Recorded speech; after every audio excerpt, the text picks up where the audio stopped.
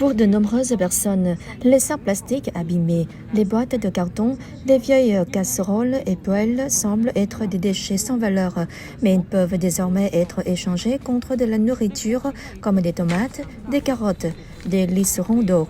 C'est aussi une idée innovante déployée par la Société par action de consultation économique et de développement rural du Vietnam via les points de vente, échange d'ordures contre de la nourriture disséminés dans toute la capitale. Apparu depuis le début de la pandémie, le point d'approvisionnement des denrées alimentaires au numéro 3 Van Mio, dans l'arrondissement de Dong Da, Hanoi, est un lieu familier où les gens reçoivent des produits de première nécessité tels que les légumes, tubercules et fruits. Lorsque la pandémie est contrôlée et la vie reprise son rythme normal, cet endroit devient un point pour échanger des ordures contre de la nourriture.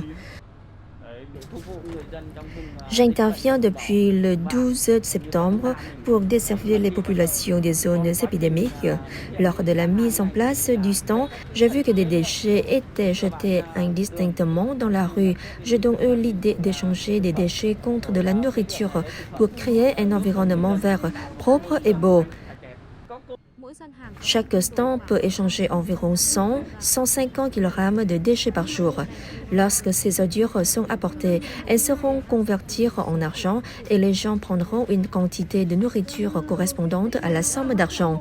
Les denrées alimentaires ici ont une traçabilité claire et se vendent à des prix transparents.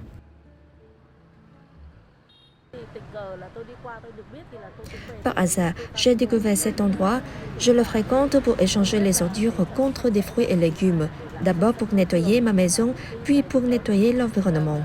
Les organisateurs collectent les déchets qui peuvent être recyclés en choses utiles. Ce modèle, échanger des ordures contre de la nourriture, est généralisé dans 20 endroits dans tout l'arrondissement de Dong Da. On espère qu'à l'avenir, ce modèle sera multiplié pour contribuer au traitement des déchets et réduire la population dans la capitale.